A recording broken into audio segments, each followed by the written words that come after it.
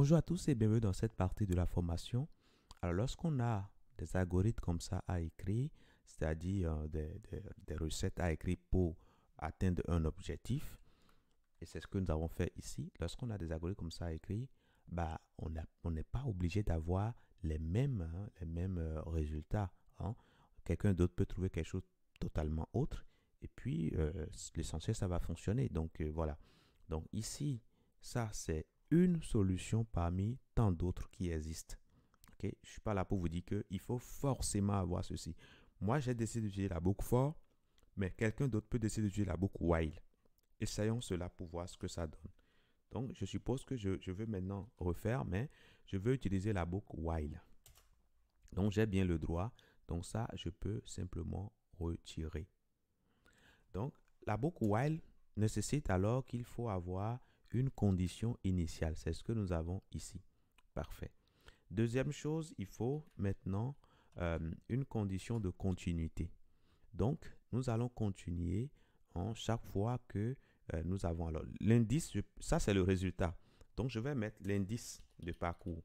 Donc, l'indice ici, nous allons mettre tout simplement 0. OK? Maintenant, ce que nous allons faire là, nous allons dire que tant que l'indice est plus petit ou bien égal à n, en ce moment-là, on pourra rentrer dans le while. Et à la fin, nous allons nous rappeler pour incrémenter l'indice. C'est-à-dire, on va prendre indice et lui ajouter tout simplement 1.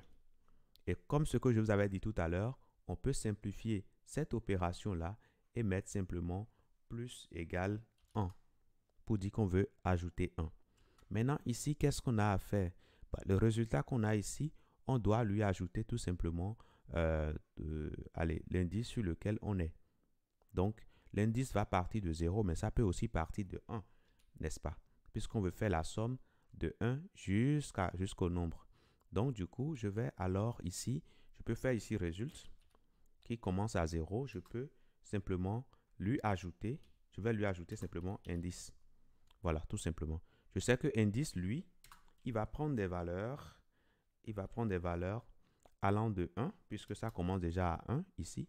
Après le premier tour de boucle, indice va devenir 2. Donc, on va revenir ici et rajouter 2. Donc, là, le deuxième tour de boucle, on sera à 2. Troisième tour de boucle, on sera à 3 jusqu'à atteindre n.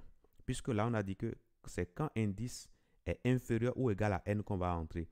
Donc, le jour que indice sera supérieur à n, automatiquement, nous ne rentrerons plus ici et on pourra continuer de l'autre côté. Donc, voilà un tout petit peu comment ça fonctionne. Et donc, en faisant les choses comme ceci, je suis sûr que le résultat, pour le premier tour de boucle, on va prendre 0 plus 1, puisqu'en ce moment-là, l'indice va valoir 1. Donc, 0 plus 1 va nous donner 1. Deuxième tour de boucle, on va prendre ce qu'on a déjà, le 1, plus 2. Troisième tour de boucle, on va prendre ce qu'on a encore jusque-là, plus 3, etc., etc., jusqu'à plus n. Et là, on pourra s'arrêter. Donc, si je réessaye encore ceci, nous pourrons rapidement voir ce que ça donne. Là, on a toujours 15, comme tout à l'heure. Parfait. Donc, si je mets, par exemple, allez, je mets 4, normalement, on doit avoir 10, normalement. Donc, je mets 4 ici et nous pouvons simplement réessayer. Nous avons bien 10. Donc, là, cet algorithme que je viens d'écrire avec while va fonctionner toujours comme si j'avais utilisé for. Maintenant, je peux également le faire encore d'une autre manière. Vraiment, je ne suis pas du tout limité. Tout dépend vraiment de mon imagination. Je peux aller très loin. Alors, si nous regardons les choses de plus près, ceci, c'est quoi? C'est notre fonction. C'est somme entière de combien? Somme entière de combien? De 2, n'est-ce pas? Et puis, ce que nous avons ici, c'est quoi? C'est somme entière de 3 ou bien. Voilà, donc je mets ici 3. Et ce qu'on a ici, c'est quoi? C'est somme d'entier de 4. Hein, si nous regardons bien, voilà. Alors, est-ce que vous ne voyez pas des choses qui se ressemblent beaucoup sur ces trois lignes? En tout cas, sur ces trois lignes, moi, je vois que 1 plus 2 ici, là, c'est somme entière de 2. Et on le retrouve également ici. Donc, on peut remplacer cela. Donc, je peux remplacer ici 1 plus 2 là. Je sais que c'est somme entière de 2. Parfait. Et là, je vois ici 1 plus 2 plus 3. Et ça, je sais que c'est somme entier de 3. Donc, je peux le mettre tout juste ici. Hein, je peux le mettre tout juste là. Voilà, tout simplement. Et puis, je sais que si peut-être on me disait de calculer les sommes entières de 1, ce sera n égale à 1. Donc, ce sera simplement 1. OK? Donc, ce sera 1. Donc, on pourra dire que ceci, c'est égal aux sommes entières de 1. Voilà. Donc, si je regarde les choses comme ça veut dire que le 1 que j'ai ici, c'est également égal à la somme entière de 1. Ça, je peux le faire comme ça, tout simplement. Alors, est-ce que cela ne vous fait pas remarquer quelque chose? Moi, je constate, et je sais que vous aussi, vous allez le constater. Vous le constatez peut-être déjà, ou bien vous allez le constater après. Quand on veut somme entière de 4, on a juste besoin de prendre somme entière de 4 moins 1, c'est-à-dire de 3, plus 4, tout simplement. Si on veut somme entière de 3, on a juste besoin de prendre somme entière de 3 moins 1, qui est somme entière de 2, plus 3. Si on veut somme entière de 2, on a juste besoin de faire somme entière de 2 moins 1, c'est-à-dire somme entière de 1, plus 2, tout simplement. Donc ça, voilà, c'est une façon vraiment de voir les choses pour dire, ah, on peut encore faire les choses autrement, mais de manière plus efficace. Donc ici, quand je viens là, bon, je fais toujours le test ici, hein, c'est super. Et quand tout est bon, maintenant, je peux commencer. Donc là, je vais retourner quoi? Je sais que somme entière de n, ici, si 4 est n, ça fait n-1, somme entière de n-1 plus le n. Donc, c'est tout ce que j'ai à faire. Donc, ici, je peux simplement faire un return de n plus quoi? Ben, plus somme entière, tout simplement, de quoi? De n-1. n-1, tout simplement. Et c'est tout. C'est tout ce que j'ai à faire. Maintenant, quand je fais somme entière de n-1, lui aussi, quand lui, on va l'appeler, lui, à l'intérieur, il fera somme entière de n-1 plus somme entière de n-1 moins 1, n'est-ce pas? Donc, à un moment donné, chaque fois qu'on va rentrer dans ceci, on aura toujours ceci moins 1. Donc, ça veut dire qu'à un moment donné, la valeur de n sera égale à 0. Ou bien la valeur de n sera égale à 1. Vous êtes d'accord avec moi? Hein? Parce que imaginez le cas où on sera sur somme entière de 1.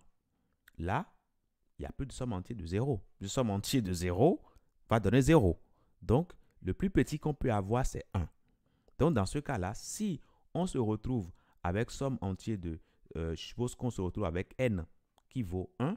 Donc, on peut rapidement tester cela. Si n est égal à 1, alors, ça veut dire simplement qu'on peut simplement retourner tout simplement 1. Et c'est tout. Maintenant, sinon, le cas où le n est différent de 1, peut-être c'est supérieur à 1, en ce moment-là, on peut bien faire ceci. Donc, ce qui est très important de remarquer, c'est que ce que nous venons de faire là, cette équation-là, n'est valable que si n est supérieur ou égal à 1. Si n est égal à 1 directement, on n'a pas à réfléchir, on retourne directement 1. Hein? Si n est égal à 1, on retourne directement 1, c'est fini. Par contre, si n est supérieur à 1, on peut maintenant faire cette formule-là et ça va bien fonctionner. Ben, je peux l'essayer encore. Hein. Je réessaye ici. Et là, je vois que ça donne bien 10 pour le 4. Si je mets ici 3 et je réessaye, ça me donne bien 6. Parfait. Si je mets 2, ici, je m'attends encore à 3 et là, c'est bon. Si je mets 1, normalement, tout va se passer correctement. Parfait. Si je mets 50, je crois qu'on avait 50 il y a un moment. Hein. Voilà, on a bien ce que ça donne. Donc voilà plusieurs façons de résoudre le même problème.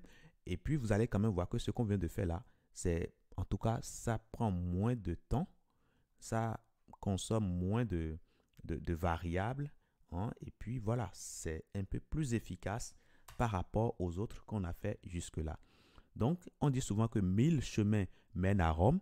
Donc, les algorithmes, c'est comme ça. Hein, vous essayez de réfléchir et en fonction de votre façon de réfléchir, vous allez être plus à l'aise peut-être à partir avec voilà, quelques outils que vous avez. Après, d'autres personnes peuvent utiliser d'autres outils, mais vous finirez toujours par avoir les mêmes ou bien plus ou moins les mêmes résultats.